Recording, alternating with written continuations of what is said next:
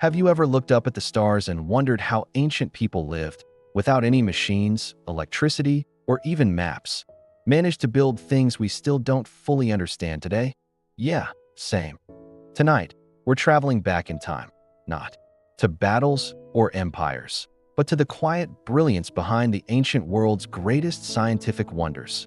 Welcome to Science Beyond Sleep, where the stories unfold slowly and the science helps you drift off. Tonight's story, Ancient Science, 6 Wonders of the Old World. We'll explore how ancient minds, without modern tools, designed monuments aligned with the stars, moved massive stones without cranes, and built systems so advanced. We're still trying to figure them out today, from the pyramids of Giza to the lost gears of the Antikythera mechanism. We're not just looking at old ruins, we're uncovering ancient intelligence.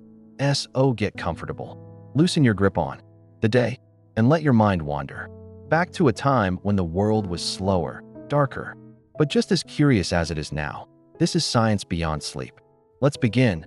The Great Pyramid of Giza. Close your eyes and let the modern world dissolve. Before you stretches a vast desert, its sands glowing silver beneath a canopy of stars. The air is crisp, scented faintly with dust and distant river moisture.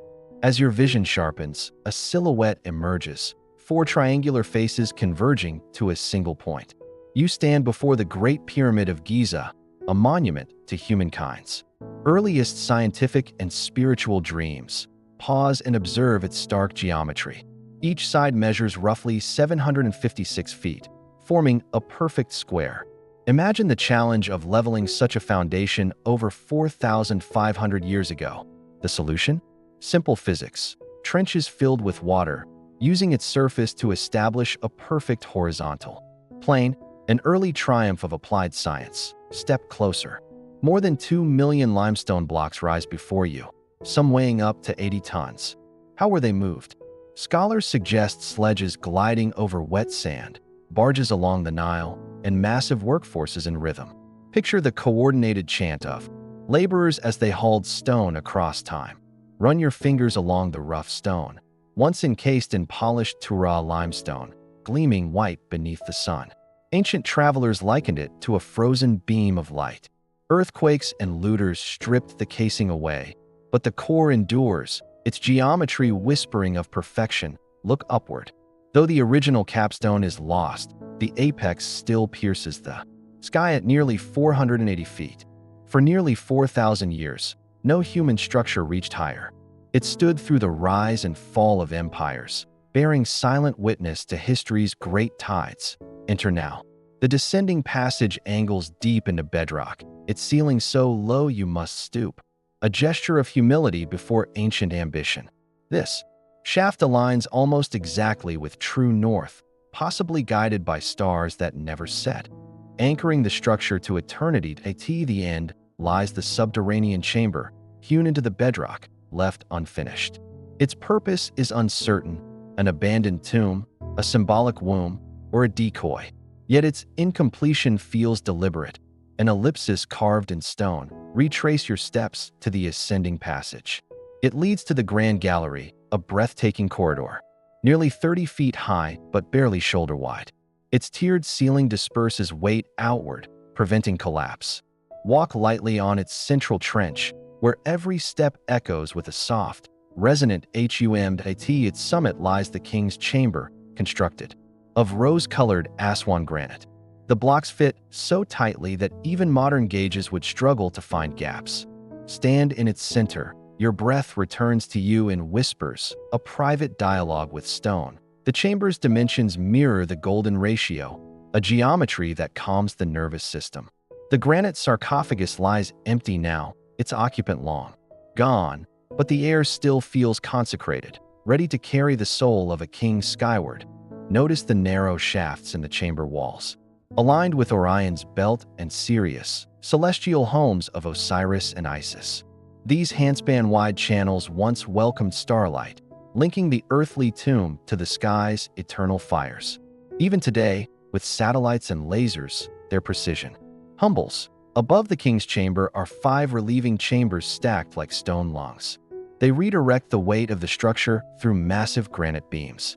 In the highest, Campbell's chamber, red ochre graffiti remains, names of royal crews like the Gang of the Horus Megiddo. Their humor and labor echo through time, exit, and emerge again beneath the stars. Some chambers remain hidden. One the size of a commercial jetliner was discovered in 2017, entirely unknown to ancient texts. The pyramid still guards its secrets, reminding us that not all mysteries yield to science. Walk its perimeter. On the east side, 3 smaller pyramids rise, tombs of Khufu's queens. Nearby lie mortuary temples, nobles' tombs, and the pits of solar barges. One such boat, excavated in 1954 and reassembled over 14 years, was built so precisely it needed no nails, just joinery and patience. The Great Sphinx crouches nearby, merging human intellect with leonine strength. Its gaze, its mystery, and its alignment with the pyramid create a symbolic horizon where sun, stone, and spirit converge, especially during equinoxes when sunrise completes a celestial tableau. Now stand at the pyramid's southwest corner. Watch as dawn ignites the sky. First light touches the summit, then spills down its faces, bathing stone in gold. At times, from certain angles, the edges glow while the faces remain in shadow, an illusion of a radiant X in the desert air. Whether designed or incidental, such effects make the pyramid feel less like static architecture and more like an instrument of light, shadow, and time. Consider its legacy. For the Greeks, it was the greatest of the 7 wonders. For mystics, a storehouse of ancient wisdom. For modern architects and engineers, a marvel of proportion and stability. It has inspired pseudoscientists and physicists alike, revered across disciplines as few structures ever are. Now turn inward. Let its silence envelop you, the hiss of shifting sand, the murmur of the distant Nile. In that hush, your breathing slows. The pyramid's symmetry seems to align with your own heartbeat, your pulse gravitating toward calm. Here lies its gentlest lesson. Endurance is tranquility. These stones do not merely sit, they rest in quiet confidence. They have outlasted earthquakes and empires. They witnessed Cleopatra, Napoleon, and satellites streaking the sky. Yet they never hurry. They remind us, lasting vision unfolds not in haste, but in patient precision. Imagine now that you shrink to a mote of dust, drifting upward along its flanks. You pass embedded fossils, ancient mortars, chipped ridges smoothed by wind. You rise to the vanished capstone and look out. Cairo's lights to the east, the desert stretching west, constellations pivoting overhead, float back down. Your feet touch desert ground once more. You've traced its chambers, measured its stones, admired its celestial pathways. Yet something eludes capture, an emotional resonance, a quiet awe untouched by equations. That is the pyramid's final gift, not knowledge, but wonder. And as you turn to leave, you carry a calm unlike any other. Let that calm travel with you into sleep. Each breath stacks within you like stone on stone, building a foundation of stillness. Let your thoughts align to cardinal points, releasing confusion and embracing balance. Now step away and let the desert reclaim its silence. The pyramid needs no witness. It keeps its vigil alone, patient, unmoved, waiting for the next dreamer to pause in its shadow and ask the next unanswerable question.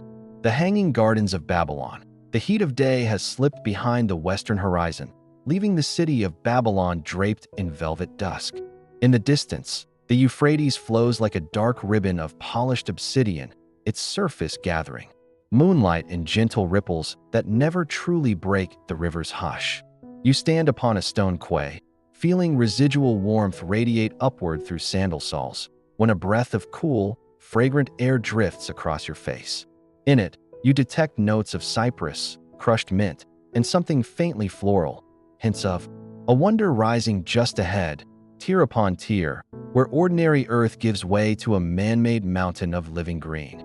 Take a few steady steps forward. The contours of Babylon's most debated masterpiece sharpen into view, a ziggurat-like structure composed not of sun-baked brick alone, but of limestone blocks and cedar beams laced with foliage. Each terrace extends beyond the one beneath it, supported by vaulted chambers whose arched ceilings distribute immense weight into stout piers. What you see tonight has long been called the Hanging Gardens of Babylon, though hanging is a poetic misnomer. Nothing dangles. Rather, plants rise from deep soils layered atop these stone platforms, creating the illusion of greenery suspended between earth and sky. Begin your ascent along a gently sloped ramp. The air cools perceptibly the moment you pass beneath an overhanging arbor of flowering vines. Ancient engineers, hidden from view, once drove an endless loop of paddles powered by draft animals. These paddles lifted clay jars of river water up a sealed shaft to reservoir basins at the summit. Gravity then coaxed the water downward through a branching lattice of terracotta pipes, carved stone gutters, and reed-lined channels so slender you might span them with 3 fingers. Every drip is governed by mathematical care. Watering too little invites wilt, while watering too much risks catastrophic collapse from saturated soil. Pause at the first terrace, roughly 15 feet above the quay. A row of sycamore figs forms a colonnade of gnarled trunks and lantern-shaped leaves. Their root zones sit within stone planter boxes whose interiors are lined with bitumen, the region's natural asphalt, to keep precious moisture from seeping away. In the cool of night, fig leaves exhale faint sweetness, and you may detect the earthy undertone of volcanic pumice mixed into the soil to enhance drainage. Overhead, the full moon aligns almost perfectly with the crown of a nearby date palm, turning the fronds into a halo of pale jade against the sky. Look beyond Babylon's outer walls, and you'll see the broader scientific stage on which these gardens perform. Mesopotamia's Fertile Crescent thrives because the Euphrates and Tigris flood each spring, leaving nutrient-rich silt. Yet water outside flood season demands relentless human choreography: levees, sluices, canals. The Hanging Gardens extend that choreography upward, converting vertical space into fields of possibility. Every vine and shrub here is proof that irrigation can conquer altitude as readily as distance. This is hydrological engineering centuries before Archimedes would describe the screw pump, and millennia before vertical farming would enter the scientific lexicon. Move onward to the second terrace. The incline steepens, and the ramp transitions to a short flight of limestone steps. Each riser bears spiral grooves, clever channels that direct stray water back toward planter. Seems so nothing is wasted. On this level, citrus trees grow in orderly rows: citron, lime, and a variety of sweet orange destined to spread westward centuries later. Their glossy leaves hold tiny beads of condensation that catch lamplight like scattered gems. Brush a leaf gently. Its waxy surface releases a whisper of aromatic oil, an unintentional massage for the mind. In antiquity, such fragrances weren't merely aesthetic. They masked the earthy scent of wet soil and created a living perfume that drifted over palace precincts. Here, too, you encounter benches carved from single slabs of alabaster, positioned to face the river. On one sits a cuneiform tablet, a gardener's record noting seed germination rates: barley sprouted in 3 days, lentils in 4, cucumbers in 5. The scribe has also sketched tiny diagrams of root systems, capturing an intuitive understanding of plant physiology 1,000 years before Aristotle would formalize botany. Each observation testifies to Babylon's fusion of practical engineering and empirical science. This is not myth. This is early agronomy inscribed in clay. Climb again, and the gardens reveal another system hidden in plain sight: thermal regulation. The vaults beneath your feet act as passive cooling chambers, their thick walls maintaining interior temperatures far below the daytime swelter. Openings cut high in the lateral walls allow warm air to escape in a constant, gentle draw, while cooler air slips upward from river-level intakes. The result is a temperate microclimate that mimics the highland forests of Media, Queen Amidas's homeland, despite Babylon's arid latitude. Here, architecture becomes climate, and climate becomes consolation. At the third terrace, the greenery shifts again. Here thrive cedars of Lebanon, saplings perhaps, but already fragrant with resin. Interspersed among them are pomegranate shrubs, their crimson blossoms captured in candlelit hush. Pomegranates symbolize fertility and eternal life throughout the Near East. For the queen, the fruits served a second purpose, recalling the scarlet poppies that once dotted her native mountain slopes. To stand here is to feel homesickness engineered into relief. Architecture as empathy. Pause to observe the hidden structure beneath your feet. Massive arches arranged in elegant catenary curves, their wedge-shaped stones locked by gravity. Alone, no mortar is needed, just precision and ancient intuition. Above them, lead sheets and thick soil guard against water damage, showcasing a mastery of engineering echoed centuries later by the Romans. Some scholars doubt the gardens ever stood here, citing a lack of ruins. Yet the techniques match Greek descriptions, hinting at real foundations beneath the myth. In 2013, Assyriologist Stephanie Daly suggested the gardens were in Nineveh, not Babylon, pointing to reliefs of terraced landscapes and early water-lifting devices. Still, Babylon's bricks bear Nebuchadnezzar's seal and speak of a wonder. For far lands, let this debate itself be part of the dream. Proof that the desire to build paradise transcends geography. You emerge into an open court washed in starlight. A steady breeze rustles birch leaves like whispering scrolls. At the center lies a shallow pool, water flowing gently from a stone lion's mouth, gliding over quartz pebbles and into mint-lined channels. Its surface reflects the constellations. Above, a celestial mirror perhaps used by priests to study the skies. A quiet union of astronomy and garden design. Around you grows a curated world. Almond trees from the Iranian plateau, Anatolian ferns in shady nooks, and saffron crocus basking in sun-warmed boxes. Each plant reflects deliberate care, soil tuned to needs, frost guarded by reed mats, sunlight managed by reflective mica. The gardeners here were both scientists and artists, shaping life with precision and reverence. Continue upward via a corridor, whose barrel-vaulted ceiling displays remnants of painted fresco, lapis blue backgrounds overlaid by clusters of ivory pomegranates and sinuous gold vine tendrils. The artwork is fading, its pigments flaking in tiny shells, yet enough remains to envision the original vibrancy, a canopy of color that once dazzled visiting dignitaries. Inscriptions in Akkadian alongside the imagery praise Ea, god of fresh water, and Ninhursag, goddess of vegetation. Theology integrates effortlessly with horticulture. Every irrigation channel is as much a prayer as it is a pipe that on the penultimate terrace, night-blooming flowers unfurl just for you. Queen of the Night cactus reveals wax-white petals broad as a handspan. Its fragrance carries hints of vanilla and clove, drawing nocturnal moths whose beating wings stir the air. Beside it, angels' trumpet shrubs display pendulous corollas that sway ever so slightly, as if nodding to your presence. Botanists know that these blossoms exploit cooler night air to conserve moisture while courting pollinators that venture out under starry safety. You, too, are now part of that ecological choreography. Your mere breathing disperses CO2 that plants will inhale at dawn. Finally, ascend to the summit terrace. The air is cool and pine-scented, like a high mountain breeze. Before you stretches a shallow basin, lotus leaves drifting in moonlit stillness. From their centers rise pale blooms, resting now in the hush of night. Water flows through slender channels around the basin, feeding planters below with quiet precision. Step to the terrace's edge.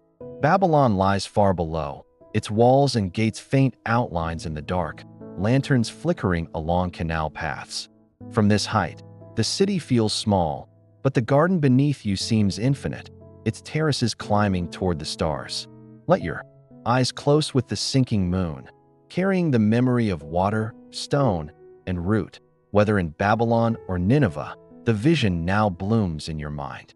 The lighthouse of Alexandria. Night cloaks the Mediterranean, veiling Alexandria's harbor until only lanterns flicker on ship decks.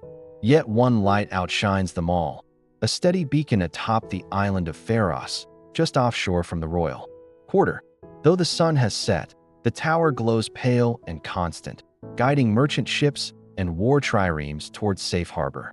Tonight, you will ascend it, tracing its spiral ramp and sensing the quiet union of science and stone.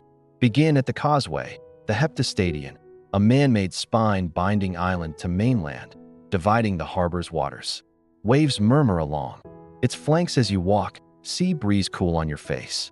The lighthouse soon towers above, square base, octagonal midsection, and cylindrical lantern crowned by a colossal statue, perhaps Zeus, eternal in silhouette, the thunderbolt, Poseidon wielding trident, or perhaps Helios steering an eternal chariot. Scholars disagree, but the uncertainty only sharpens imagination. Pause at the entrance. Granite lintels frame a portal tall enough for camels laden with wheat or papyrus to walk through unstopped.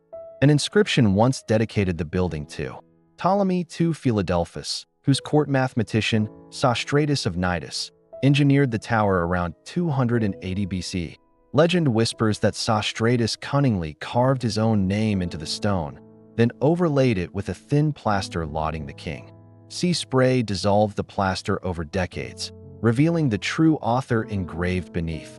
An early reminder that monuments carry layered stories, both official and secret. Step onto the sloping ramp spiraling within the pedestal's core. Unlike stairs, it allows pack animals to carry oil and fuel to the beacon above. Oil lamps and niches cast honeyed light across limestone walls. Touch the stone, unexpectedly smooth. Masons polished each block until seams vanished, shaping surfaces that resist salt and ease airflow. As you ascend, observe the geometry. Ancient sources estimate the height between 90 and 130 meters. The design unfolds in 3 stages: square for stability, octagonal to deflect wind, cylindrical above to minimize storm resistance. Each shift reflects ancient experiments in structure and airflow, tested not in labs, but under sky and sea. Midway up, narrow axial shafts cut horizontally through the walls, channeling sea breezes into the core. The resulting draft ventilates interior corridors, dispersing smoke from torches and carrying away summertime heat. Engineers placed these vents at slightly offset heights, exploiting pressure differentials to maintain a gentle upward airflow. An application of fluid dynamics centuries before Bernoulli would formalize the principle.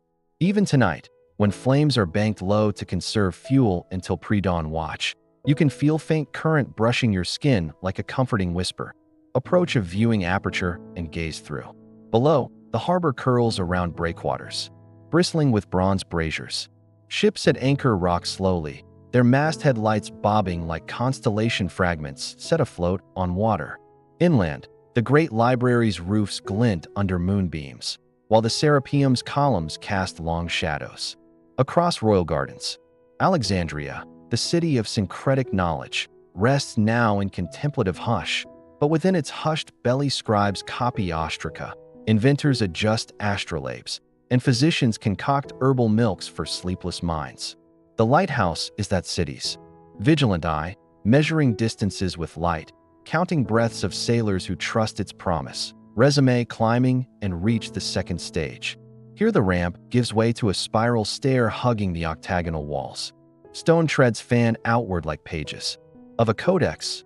Each rise is shallow, designed for the sandaled stride of watchmen carrying amphorae of oil. At equal intervals, embrasures open to the sea, their recesses doubling as alcoves where astronomers might mount portable gnomons to track stellar passages. The lighthouse is not merely a maritime tool, it is also an observatory, turning the act of guidance into a nightly seminar on optics and heavens. Stop at one embrasure and look south. The horizon's black ribbon merges with sky, yet where they meet, you spy scattered pinpoints, ships still far out, but reading the beacon's signal. Ancient mariners, lacking magnetic compasses, sailed by coastal beacons and by stars. The lighthouse extends the coastline into the ocean as luminous architecture. Its range, over 30 nautical miles on clear nights, owes much to the lantern's elevation but equally to the technology housed at the summit, a polished bronze mirror, curving like the inside of a shallow bowl, angled to project fireside brilliance into parallel beams. Climb again. The stair narrows, the stone breathing faint warmth stored from daytime sun. You imagine laborers hauling polished bronze plates up this same route. Artisans hammered them thin, annealed them in charcoal-fired furnaces, then ground their surfaces with pumice and goat hide pads until they reflected so perfectly that distant torch flames sharpened like tiny suns. Bolted onto a wooden frame, the mirror could pivot, sweeping its collimated beam across the horizon. one of history's earliest examples of directed light for navigational signaling. Greeks understood mirrors in Euclidean geometry, but here, geometry meets maritime necessity. At last you emerge onto the cylindrical lantern platform. Tonight's fire is banked low, only waist high, yet its glow washes your skin with gentle warmth and gilds nearby stone a deep copper. A watchman kneels beside stacked amphorae, siphoning lamp oil into the circular trough that feeds the fire. Wood resin crackles quietly, releasing piney aroma layered with briny undertones. Overhead, bronze mirror panels shimmer and flickering, reflections poised to amplify the blaze when dawn's first commercial fleet hovers on horizon. Walk to the parapet, breathing deeply. Wind is stronger here, sweeping from open sea, its currents carrying distant gull cries and the tang of kelp. Leaning out, you spy the causeway glimmering faintly, the city beyond a low glow. But the view below shrinks quickly, and you realize you occupy a vantage rarely attained in antiquity, an orbital perch without leaving Earth. Beneath your feet, the lighthouse's mass translates wind energy into resonant hum. You feel subtle vibrations through stone, a lullaby older than any cradle tune. Consider the optical science at play. When the mirror focuses the blaze, a sailor sees not flicker but a steady point, bright as Venus, fixed against the stars. Light moves at 300,000 kilometers per second. It reaches sailors instantly. In that brief illumination, ancient navigation becomes a dialogue. I see you, the tower calls. Follow home. Now ponder the materials. Upper limestone blocks are lighter, quarried for ease. Stair columns use granite plugs for strength. Gutters carved into outer walls divert rain. Lead lines the lantern floor, catching embers, a primitive but efficient fire break. Every part is tuned to resist wind, fire, or water. History layers more engineering. Quakes in 796, 951, and 1323 CE fractured the tower. Arab chroniclers described iron clamps sealed in lead, allowing flexibility. Despite repairs, damage mounted. The final quake toppled the lantern.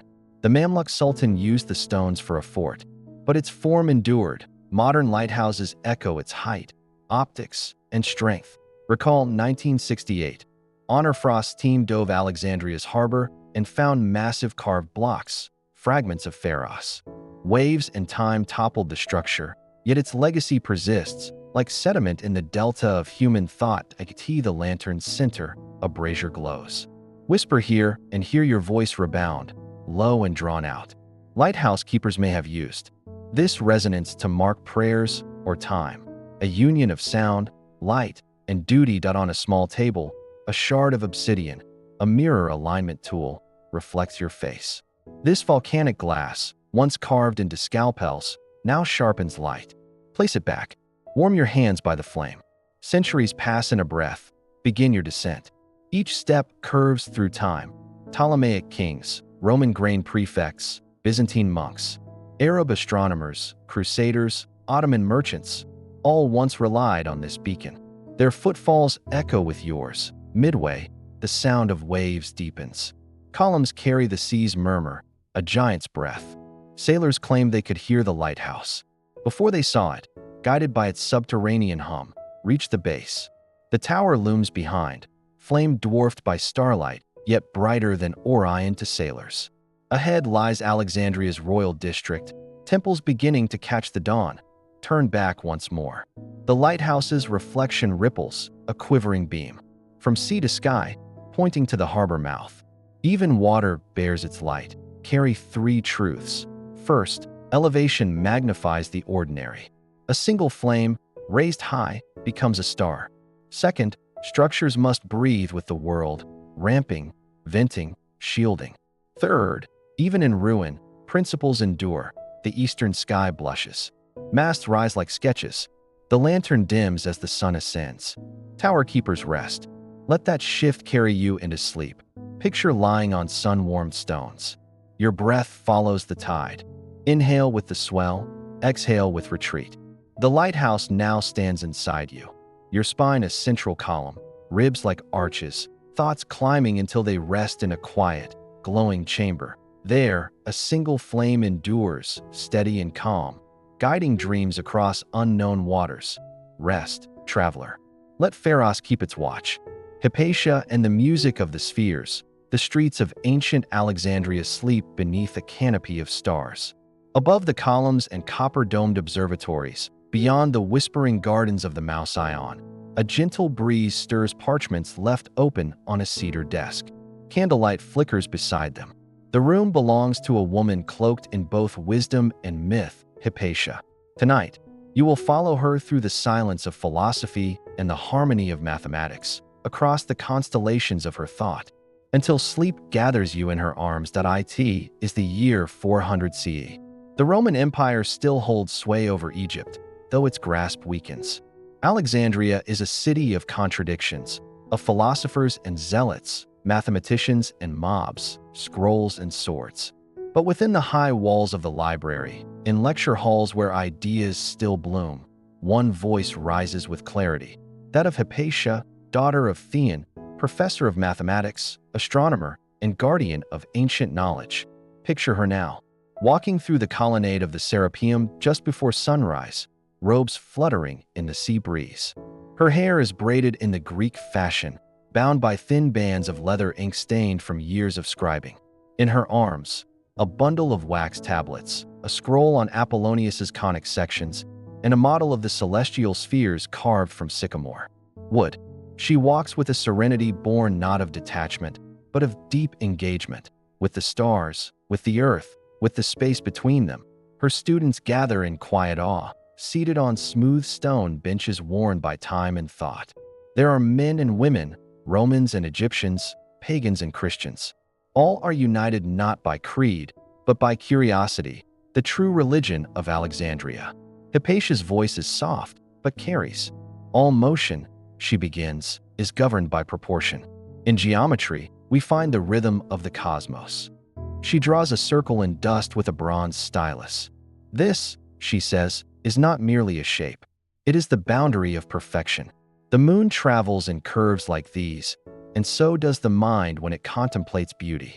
She leads them in constructing a model of the solar system as the ancients understood it, nested spheres, each carrying a planet, rotating in careful counterpoint around the Earth. But Hypatia does not preach dogma, she teaches doubt. If observation does not match theory, she says, then it is the theory that must change. In her words, you hear echoes of Copernicus, Kepler, Galileo, though they are centuries unborn. In her chambers, lit by lamplight and humming with quiet, you step closer to her instruments. There is the astrolabe, a disc of brass etched, with markings used to measure the altitude of stars and planets.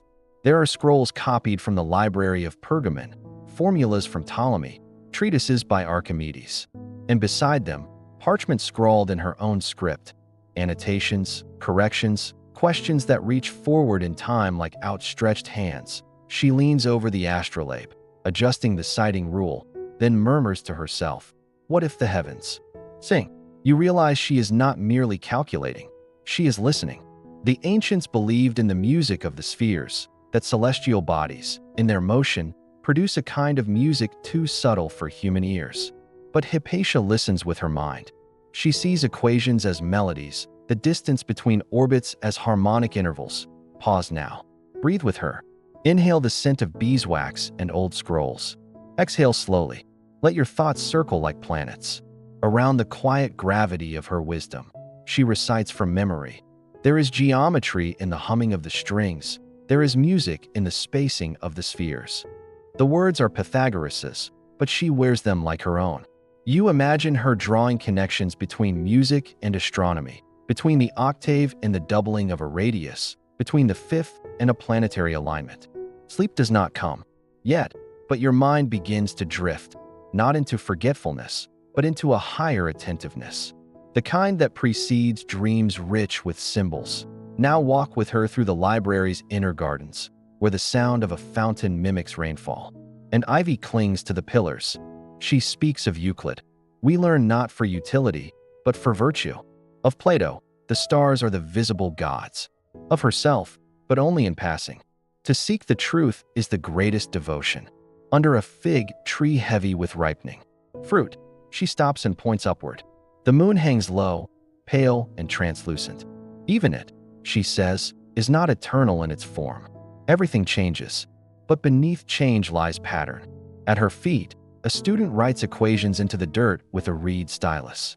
Another hums softly, not a song, but an exercise in tone, perfect fifth, minor third, octave. Hypatia smiles. Mathematics, she says, is the bridge between the physical and the divine. Her lectures are not mere lessons. They are meditations. She teaches conic sections, the ellipse, the parabola, the hyperbola, not just as curves, but as metaphors for how humans approach truth. An ellipse, she says, returns. A parabola escapes. A hyperbola divides.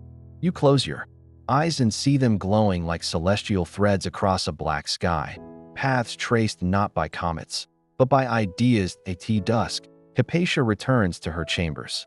She washes her hands in a basin of rosewater, lights a single oil lamp, and kneels before her manuscripts. She is revising a commentary on Diophantus, father of algebra. Her fingers are stained with ink, but her mind glows with clarity. She is not merely preserving ancient knowledge, she is transforming it, interpreting, questioning, refining. Outside, the city begins to quiet. Vendors pack their carts. Priests chant in distant temples. Torches line the streets like artificial stars. The dome of night settles once again over Alexandria, and Hypatia, seated alone beneath her lantern, writes still, but trouble brews on the horizon. Tensions rise between religious factions. The old harmony between science and faith, philosophy, and politics begins to fracture. Whispers echo in the streets. Some call her a sorceress, others a heretic. She knows this and does not flinch. If my pursuit of truth leads to death, she writes, then let death come. But I will not yield to ignorance. You know what history will not spare. Her death will be brutal, dragged from her chariot, murdered by a mob, her flesh torn by sharpened tiles. The library too will fade, destroyed in waves by fire, decree, and neglect. But tonight, in this memory, she lives that in this dreamscape you now inhabit. Hypatia remains untouched.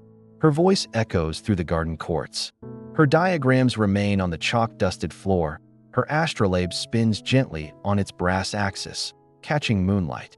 Her students continue learning, and you, traveler of thoughts, are among them. Let this comfort you. The mind is a lighthouse, and hers shines still. Through Hypatia, we remember that thought cannot be destroyed. You can tear down scrolls, silence voices, extinguish lamps, but ideas find new vessels. They move from mind to mind like constellations shifting across sky. Now return to her garden once more. Lie beneath the fig tree. Let your eyes drift closed. In the wind, you hear the soft strains of harmony, the faint, eternal music of the spheres.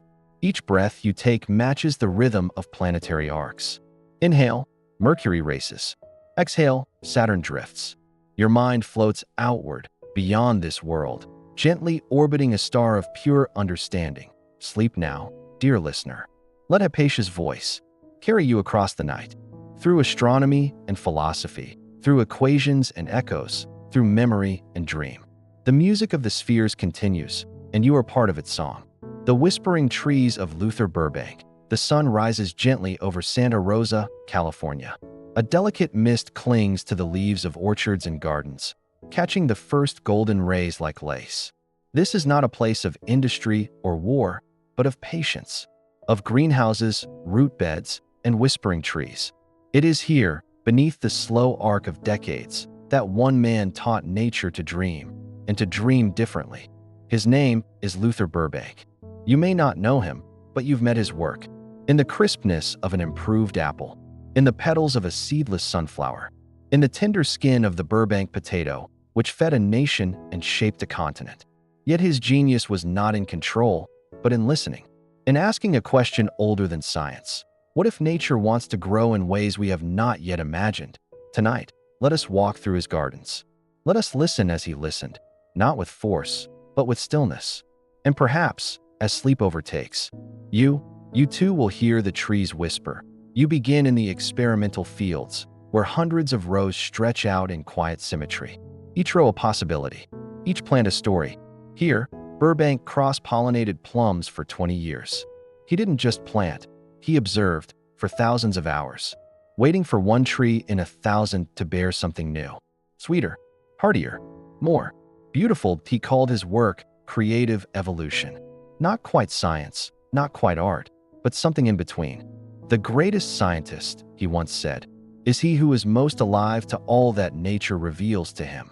You imagine him standing in the cool dawn, a clipboard in one hand, the other touching the bark of a sapling not yet known to science. His fingers were not gloved. He did not work from behind glass. He worked in mud and dust, in wind and rain. His lab was earth itself. Now walk with him to the rows of cacti. Thousands, all without spines. You reach out to touch one. It is smooth, like soft leather. These were the result of decades of selective breeding, an attempt to grow food for cattle in desert regions.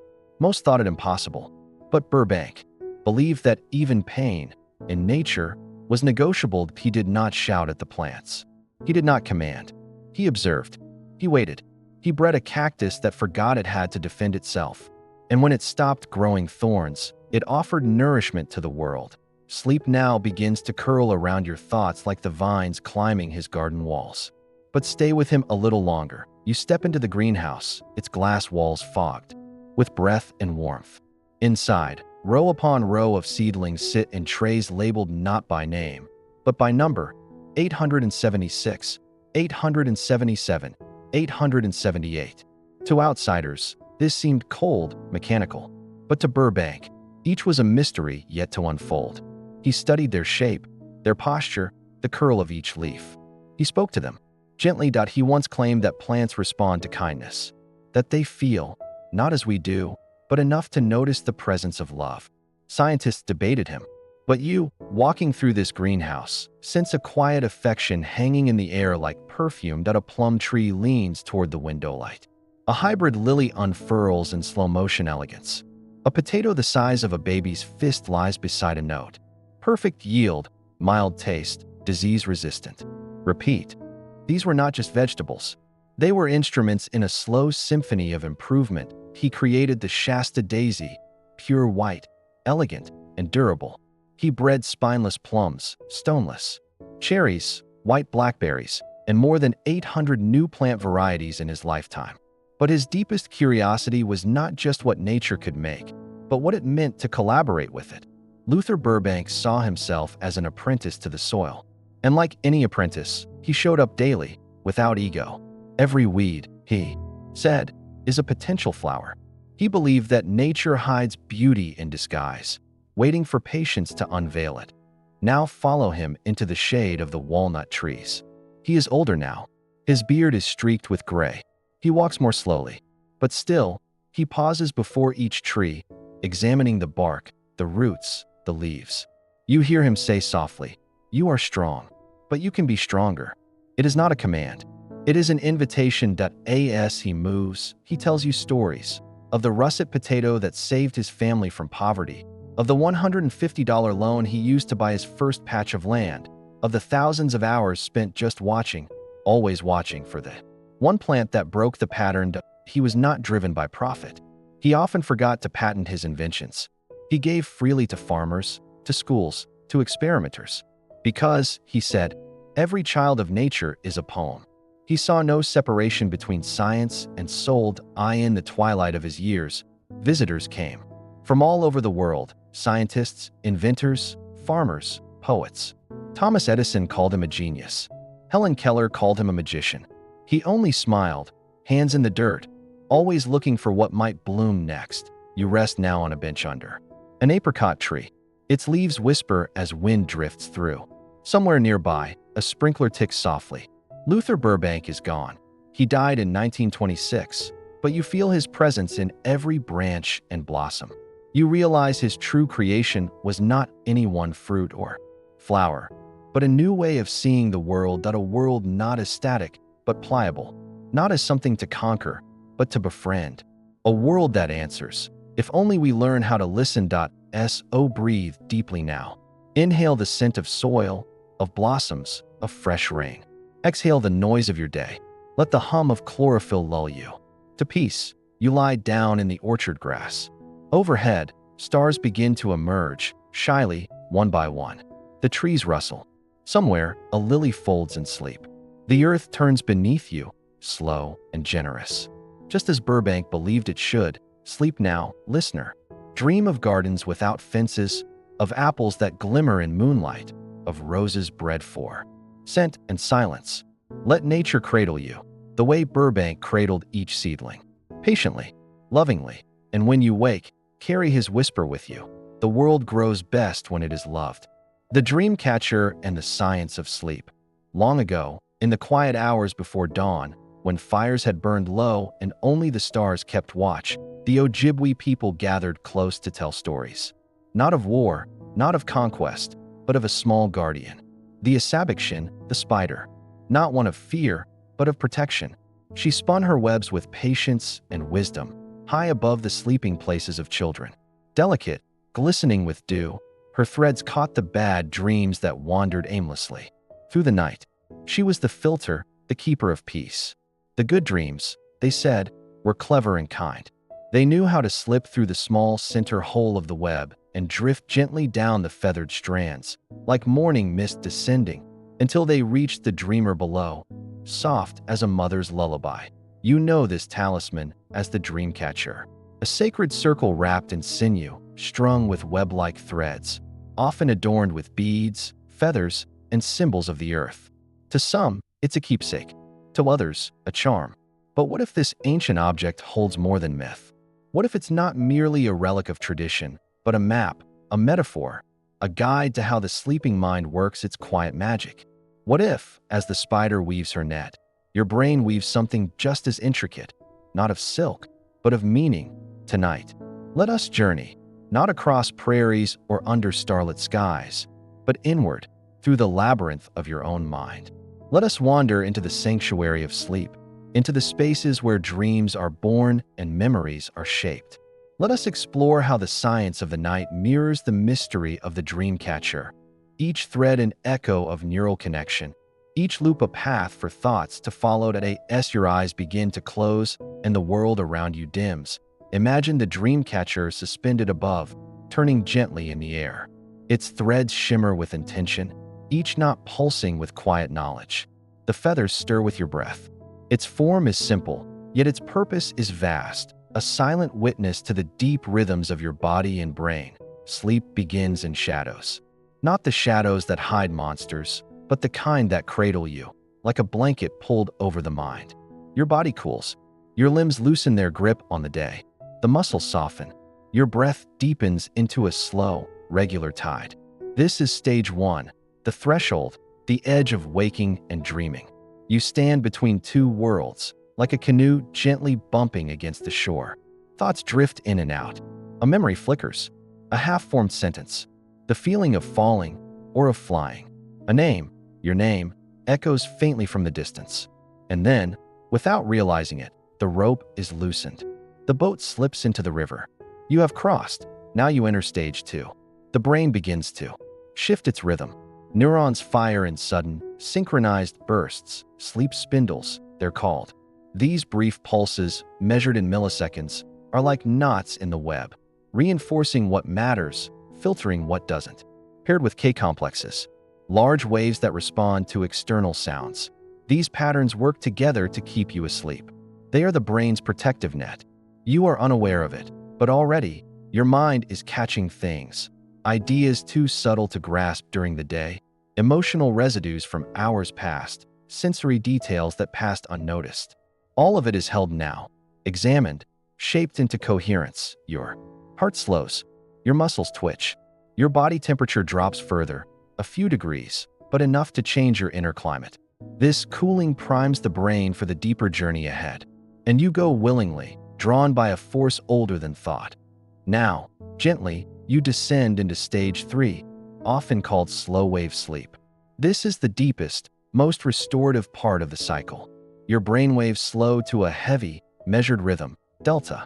Waves, vast and powerful, rolling through your cortex like the tide through a cave. This is not dreaming, not yet. This is the body's time. Here, Cells repair microscopic damage. Muscles rebuild. Growth hormones are released in quiet pulses, supporting tissue and bone. The immune system, ever vigilant, recalibrates. If waking life is a storm, then this is the calm where the coastline is rebuilt. Each breath here is deeper, each second longer. In this stage, the mind is not thinking, it is mending, not imagining, but integrating. Every system slows to allow healing. And still, even in this silence, the web of your brain continues to hold, to protect, to prepare, but beyond. Even this, deeper than silence, lies the realm of dreams. REM sleep. Rapid eye movement. The paradox of rest. Your body is paralyzed, but your brain ignites. It glows with activity, nearly as much as when you're awake. Except now, logic loosens. Boundaries blur. The dream catcher begins to tremble with visions. Your hippocampus, the region that stores memory, sifts through the day's events. Some are kept, some are rewritten, some are discarded. It is as if the dream catcher is choosing what truths to keep and which fears to release. Emotions surge in the amygdala. Scenes rearrange.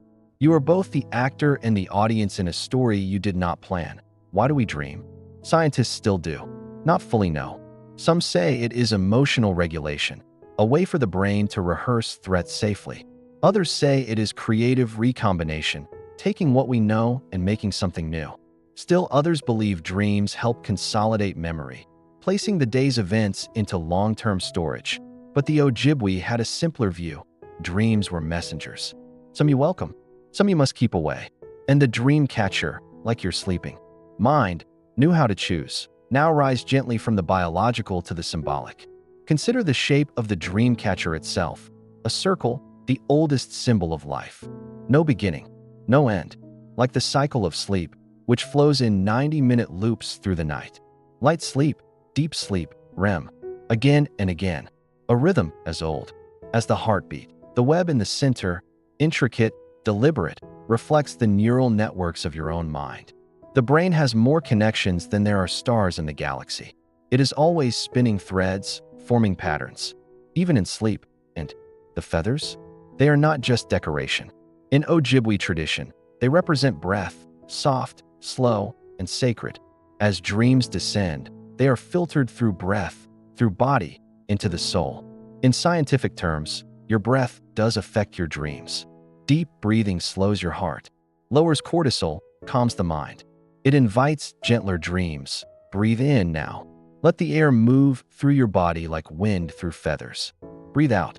Let it carry with it the dust of the day. In this moment, your body is still, but your mind is spinning a web of its own. Dreams are not always peaceful. Some bring anxiety, fear, confusion. The brain, after all, is not bound by your wishes. It explores everything, even what we try to ignore. But this too has value. Nightmares, like shadowed birds caught in the dream catcher's threads, can teach. They show you what still waits to be healed. And then there are lucid dreams. When you become aware you're dreaming, the web becomes clear. You may even control the wind.